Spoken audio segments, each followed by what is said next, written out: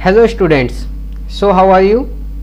My name is Pranshu Agrawal and I hope कि आप सबकी स्टडी काफ़ी अच्छी चल रही है ना। जैसे कि आप IIT एंड नीट की तैयारी कर रहे हैं, सो आई होप कि आपकी तैयारी बहुत अच्छी चल रही होगी।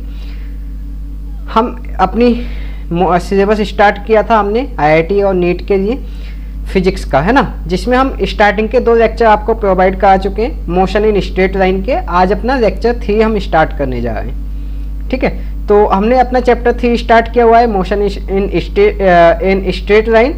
टॉपिक्स हमारा अभी बेसिक ही रहेगा, यानी कि क्या क्या टॉपिक कवर करने वाले हैं हम बेसिक में। Frame of reference, 1 dimensional motion, 2 dimensional motion, 3 dimensional motion, scalar and vector quantities, ये टॉपिक्स हमारे आज के रहेंगे। इससे पहले हम टाइप्स ऑफ मोशन और मोशन के काफ़ी बेसिक्स कवर कर चुके हैं। तो जिन स्टूडेंट्स ने हमारी पुरानी वीडियोज नहीं देखी हैं तो प्ले लिस्ट की लिंक मैं ऊपर आई बटन में दे दूंगा। प्ले लिस्ट में जाकर के आप हमारी पुरानी वीडियोज, पुराने लेक्चर्स देख सकते हैं, ठीक है। लैंग्वेज जो हम यूज करेंगे अपनी वीडियो में वो हिंदी एंड इंग्लिश दोनों रहेगी, एक्सप्लेन करने का मीडियम, ठीक है। और सिलेबस जो कवर किया जाएगा वो according to class 11th NEET and JEE mains and advance को ध्यान में रखते हुए किया जाएगा, ठीक है। तो ज़्यादा टाइम वेस्ट ना करते हुए हम अपना सिलेबस स्टार्ट करते हैं, ठीक है। तो देखते हैं क्या है अपने सिलेबस में। ओके, सो 1 मिनट। यस, इससे पहले हम पॉइंट मास ऑब्जेक्ट तक अपने प्रीवियस लेक्चर में डिस्कस कर चुके थे। अब हमें नया टॉपिक अपना स्टार्ट करना है जिसको हम नाम देते हैं फ्रेम ऑफ रेफरेंस, ठीक है। तो देखते हैं फ्रेम ऑफ रेफरेंस क्या होता है। तो अपना टॉपिक है फ्रेम ऑफ रेफरेंस। रेफरेंस का मतलब किसी चीज को रेफरेंस मानना, और फ्रेम मतलब एक तरीके का फ्रेम होता है, ठीक है। होता क्या है, इसकी डेफिनेशन पहले स्टडी करते हैं, फिर उसके बाद हम समझेंगे।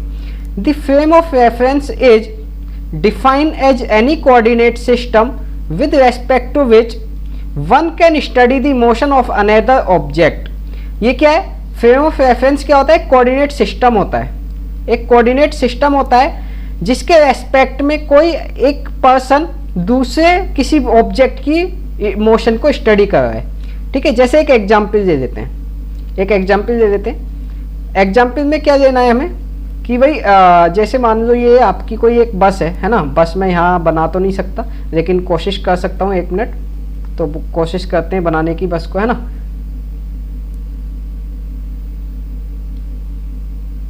ये आपकी एक बस है, ये है ना, ये मोशन में है। ये क्या है, मोशन में है। अब कोई एक बंदा ए है, ए यहाँ खड़े होकर के, ये ए खड़ा है और खड़े होकर के इस बस की मोशन को स्टडी कर रहा है, ठीक है। तो जिस कोऑर्डिनेट में ये ए खड़ा है, ये वाला जो कोऑर्डिनेट है, ये जो कोऑर्डिनेट सिस्टम होगा, अरे ए की कोई पोजीशन होगी ना, एक्स, है ना। पोजीशन कैसे बताते हैं, x comma y comma z में, है ना। तो ए की जो पोजीशन है वो क्या कहलाएगी, इसका फ्रेम ऑफ रेफरेंस। क्या कहलाएगी, फ्रेम ऑफ रेफरेंस कहलाएगी, ठीक है। तो फ्रेम ऑफ रेफरेंस क्या होता है, ये एक कोऑर्डिनेट सिस्टम होता है जिसमें हम जिसके अकॉर्डिंग किसी दूसरे ऑब्जेक्ट की मोशन को स्टडी करते हैं, ठीक है। क्लियर है, आई थिंक कि आपको क्लियर हो रही होगी चीज, ठीक है। आगे चलें तो इसका एग्जाम्पल अगर हम देखें तो एग्जाम्पल हमने क्या दिया है, हमने एग्जाम्पल में बताया a boy which observe the motion of बस। कोई एक बॉय है जो मोशन की बस की मोशन को ऑब्जर्व कर रहा है, तो वो बॉय कंसिडर किया जाएगा as a frame of reference. वो क्या, फ्रेम ऑफ रेफरेंस के तौर पर कंसिडर किया जाएगा, ठीक है।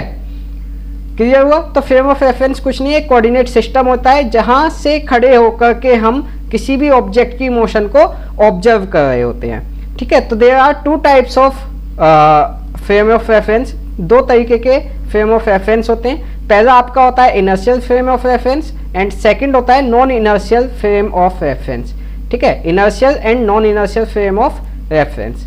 अब देखने वाली बात यह है कि इनर्शियल फ्रेम ऑफ रेफरेंस क्या होता है और non inertial frame of reference क्या होता है। तो सबसे पहले देखते हैं इनर्शियल फ्रेम ऑफ रेफरेंस। तो इनर्शियल फ्रेम ऑफ रेफरेंस क्या होता है, inertial frame of reference in which Newton's laws of motion holds good, ठीक है। ये वो फ्रेम ऑफ रेफरेंस होते हैं जिनमें Newton's law of motion applicable होता है। ये वो फ्रेम ऑफ रेफरेंस होते हैं जिनमें लॉज ऑफ मोशन या Newton's laws of motion applicable होते हैं। और वो भी कौन सा लॉ, मेनली न्यूटन का फर्स्ट लॉ। यानी कि अगर कोई ऐसा फ्रेम ऑफ रेफरेंस है जिसमें हम अपना न्यूटन का फर्स्ट लॉ अप्लाई कर सकते हैं, तो वो फ्रेम ऑफ रेफरेंस क्या कहलाता है, हमारा इनर्शियल फ्रेम ऑफ रेफरेंस कहलाता है। क्या कहलाता है, इनर्शियल फ्रेम ऑफ रेफरेंस। ठीक है, तो न्यूमेरिकल टाइप के तो क्वेश्चन नहीं पूछे जाने इनमें से, थियोटिकली पूछे जाएंगे। तो थियोटिकली मैं आपको चीज़ें एक्सप्लेन कर रहा हूँ, है ना। जहाँ से हमारे न्यूमेरिकल से स्टार्ट होंगे वो टॉपिक हम कल करेंगे। यानी कि कल का जो लेक्चर होने वाला है वो काफ़ी इंपॉर्टेंट होने वाला है आपके पॉइंट ऑफ व्यू से, क्योंकि उसमें हम न्यूमेरिकल से स्टार्ट करेंगे अपने। ठीक है, तो इनर्शियल फ्रेम ऑफ रेफरेंस क्या होता है, ऐसा फ्रेम ऑफ रेफरेंस जिसमें Newton's laws of motion applicable हो, और मेनली कौन सा लॉ ऑफ एप्लीकेबल होना चाहिए, first law is most important. ठीक है, फर्स्ट लॉ मेनली आपका एप्लीकेबल होना चाहिए। फॉर एग्जाम्पल मान लो दो लॉ तो सेकेंड लॉ और थर्ड लॉ तो एप्लीकेबल है, लेकिन फर्स्ट लॉ एप्लीकेबल नहीं है, तो वो non inertial frame of reference होगा, ना कि इनर्शियल फ्रेम ऑफ रेफरेंस, है ना। तो मेनली फर्स्ट लॉ आपका एप्लीकेबल होना चाहिए उसमें। क्लियर। अब आगे अगर हम बात करें तो दूसरा आता है non inertial frame of reference. कौन सा, non inertial frame of reference. तो non inertial frame of reference क्या होता है देखते हैं। तो non inertial frame of reference is one in which Newton's laws of motion does not hold good. ये वो फ्रेम ऑफ रेफरेंस होते हैं जिनमें Newton's laws of motion applicable नहीं होता, या न्यूटन्स लॉज ऑफ मोशन अच्छे से उसमें एप्लीकेबल नहीं हो पाते हैं। तो वो ऐसे फ्रेम ऑफ रेफरेंस क्या कहलाते हैं, non inertial frame of reference कहलाते हैं। ठीक है, क्लियर हुई बात कि नहीं हुई, बताओ क्या कहलाते हैं, non inertial frame of reference कहलाते हैं। ठीक है,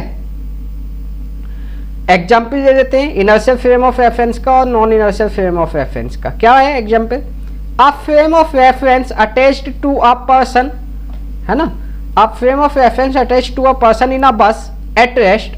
यानी कि एक फ्रेम ऑफ रेफरेंस जिसमें एक पर्सन एक बस को स्टडी कर रहा है, जो बस कहाँ है, रेस्ट पर है, या moving with a uniform velocity, या मूव कर रही है किसी यूनिफॉर्म वेलोसिटी के साथ एलोंग अ स्ट्रेट पाथ, किसी भी स्ट्रेट पाथ में। तो वो फ्रेम क्या कंसीडर किया जाएगा, inertial frame of reference consider किया जाएगा। अब आप कहोगे सर यहाँ कैसे पहचानेंगे कि ये इनर्शियल फ्रेम ऑफ रेफरेंस है, तो बात उठेगी कहाँ से, Newton's first law of motion से। Newton first law of motion क्या बताता है हमें Newton first law of motion बताता है कि जब तक हमारे ऊपर कोई भी किसी भी बॉडी पर एक्सटर्नल फोर्स नहीं लगाया जाएगा, वो बॉडी अपनी ना तो वेलोसिटी चेंज करेगी, रेस्ट में है तो रेस्ट में रहेगी, मोशन में है तो मोशन में रहेगी, यानी कि उसकी वेलोसिटी कभी चेंज नहीं होगी। ठीक है, तो इसका मतलब क्या है कि न्यूटन्स फर्स्ट लॉ कहाँ एप्लीकेबल होगा, जहाँ हमारी वेलोसिटी चेंज नहीं होगी। ठीक है, तो यहाँ पर देखो अगर हमारी बस जो है वो रेस्ट में है तो भी उसकी वेलोसिटी चेंज नहीं हो रही, और अगर हमारी बस जो है यूनिफॉर्म वेलोसिटी के साथ मूव कर रही, यूनिफॉर्म वेलोसिटी का मतलब है कांस्टेंट वेलोसिटी होना, तो यहाँ भी हमारी वेलोसिटी मूव नहीं कर रही है। तो यहाँ first law of motion applicable हो रहा है, जिस वजह से ये फ्रेम ऑफ रेफरेंस क्या बन गया, आपका इनर्शियल फ्रेम ऑफ रेफरेंस बन गया। क्लियर हुई बात। ठीक है, आगे और अगर हम बात करें तो इनडायरेक्टली ऐसा अगर आपको पहचानने के लिए आए कि कौन सा फ्रेम ऑफ रेफरेंस है, तो आप इस हिसाब से पहचान सकते हो कि जहां हमारी वेलोसिटी कांस्टेंट होगी, जहां हमारी वेलोसिटी कांस्टेंट होगी, वो फ्रेम ऑफ रेफरेंस कैसा होगा, इनर्शियल फ्रेम ऑफ रेफरेंस होगा। क्लियर हुई बात। अब आगे देखें, वाइल जबकि a frame of reference attached to a person in a bus moving with variable velocity और moving with acceleration along a straight line, along a straight path। हाँ, मतलब कहने का इनका क्या है, एक अब ऐसा फ्रेम ऑफ रेफरेंस जो अटैच हुआ है किसी बस में, जो मूव कर रही है किसी वेरिएबल वेलोसिटी के साथ। वेरिएबल वेलोसिटी मतलब जहाँ वेलोसिटी चेंज हो रही हो, वेरी हो रही हो, है ना। अब देखो तो अब यहाँ क्या हो गई, हमारी वेलोसिटी चेंज हो गई, और जहाँ वेलोसिटी चेंज हो गई वहाँ हमारा Newton's first law of motion applicable नहीं होता है। ठीक है, तो यहाँ हमारा Newton's first law of motion applicable नहीं होगा, जिस वजह से ये फ्रेम ऑफ रेफरेंस क्या बन गया, non inertial frame of reference बन गया। क्या बन गया, non inertial frame of reference बन गया। यहाँ नोट्स में लिखा नहीं है तो इसको मान लेना ये कैसा है, non inertial frame of reference है। क्लियर है। ठीक है, तो ये हो गया all about, this is all about inertial frame of reference. ठीक है, इनर्शियल फ्रेम ऑफ रेफरेंस के बारे में हमने यहाँ तक स्टडी कर दिया। ठीक है, तो यही होता है कि इनर्शियल फ्रेम ऑफ रेफरेंस और non inertial frame of reference. इससे नेक्स्ट टॉपिक आता है वन डायमेंशनल मोशन और मोशन इन वन डायमेंशन। ठीक है, कई बार आपसे पूछा जाता है कि किसी वन डायमेंशनल मोशन को आप कैसे डिफाइन करोगे। तो वन डायमेंशनल मोशन क्या होती है? The motion of an object is said to be one dimensional motion. किसी भी ऑब्जेक्ट की मोशन को वन डायमेंशनल मोशन हम तब बोलेंगे जब only when one out of three coordinates specifying the position of the object change with respect to time। हम उस समय कहेंगे कि हमारी मोशन कैसी है, वन डायमेंशन है, जब 3 कोऑर्डिनेट्स में से कोई एक कोऑर्डिनेट भी हमारे ऑब्जेक्ट की पोजीशन बता पाएगा। समझ गए? जैसे मान लो 3 कोऑर्डिनेट्स होते हैं ना अपने, कौन कौन से? x, y, z, है ना, ये 3 कोऑर्डिनेट्स होते हैं। तो इन 3 कोऑर्डिनेट्स में से कोई भी एक कोऑर्डिनेट, अगर एक अकेला कोऑर्डिनेट हमें बता पा रहा है कि हमारे ऑब्जेक्ट की पोजीशन कहाँ है, तो हम क्या कहेंगे? वो क्या है? वन डायमेंशनल मोशन है। अब इसको थोड़ा सा अपने डेली लाइफ से अटैच करके देखते हैं। ठीक है, वन डायमेंशन क्या होती है? तो अगर हम बात करें तो देखो, वन डायमेंशन, मान लो आप बिल्कुल स्ट्रेट रोड पर चल रहे हो, क्या? ए से बी।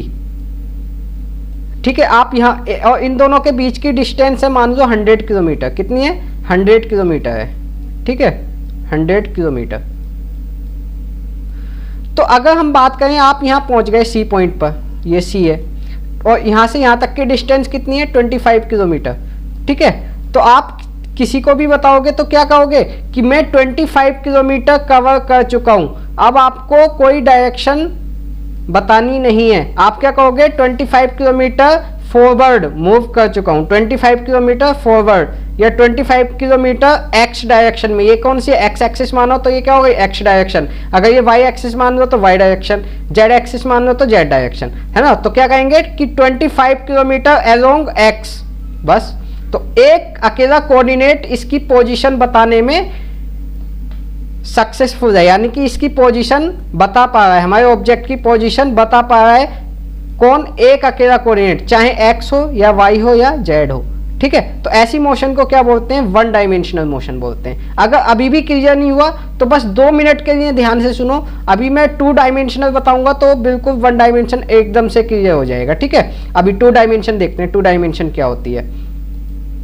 तो 2 डायमेंशनल मोशन इन और मोशन इन 2 डायमेंशन। ठीक है, क्या होती है? The motion of an object is said to be 2 dimensional motion if 2 out of 3 coordinate specifying the position of the object. ऐसी मोशन जो 3 में से 2 कोऑर्डिनेट स्पेसिफाई कर पाए पोजीशन हमारे ऑब्जेक्ट की। मान लो, ठीक है, मान लो आपको यहां से जाना है, 1 मिनट, हाँ, ये आपको जाना है ए, फिर जाना है बी। ठीक है, ए और बी। तो आपके पास 2 तरीके हैं कि या तो सी से, ए से सी जाओ, सी से बी जाओ, है ना, या ए से सीधे बी चले जाओ, ए से सीधे बी चले जाओ आप यहां। ठीक है, बट आप देखोगे तो ए से सी जाने में वन डायमेंशन मोशन होगी, फिर बी से सी जाने में फिर वन डायमेंशन होगी। लेकिन अगर हम यहाँ की बात करें, यानी कि सीधे बी से सी की बात करें, किसकी बात करें? बी से सी जाने की, वो सॉरी, बी से सी नहीं, सॉरी, ए से बी जाने की अगर हम बात करें यहाँ, तो ये जो मोशन होगी ये 2 डायमेंशन में मोशन होगी। क्यों?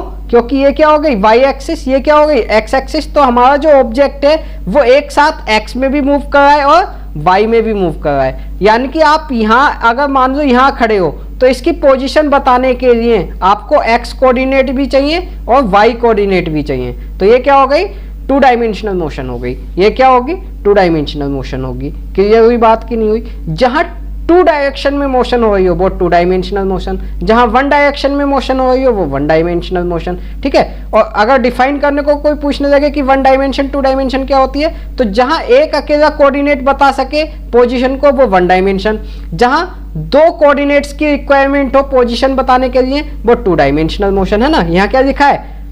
आउट ऑफ 3 कोऑर्डिनेट्स, यानी कि हमें 2 कोऑर्डिनेट चाहिए इसको स्पेसिफाई करने के लिए। क्लियर है? आगे चलते हैं और थोड़ा सा 3 डायमेंशनल देखते हैं। तो 3 डायमेंशनल मोशन ऑफ और मोशन इन 3 डायमेंशन, ठीक है। इसमें क्या है, the motion of an object is said to be 3 dimensional motion if all the 3 coordinates specifying the position of object change with respect to time. अगर तीनों ही coordinate हमें चाहिए अपनी पोजीशन को स्पेसिफाई करने के लिए, तो वो ऐसी मोशन क्या कहलाती है, हमारी 3 डायमेंशनल मोशन कहलाती है, ठीक है, 3 डायमेंशनल मोशन। अब एक डेली लाइफ से जुड़ा हुआ एग्जांपल देता हूं जिससे आपको 2 डायमेंशन 3 डायमेंशन सब कुछ क्लियर हो जाएगा, ठीक है।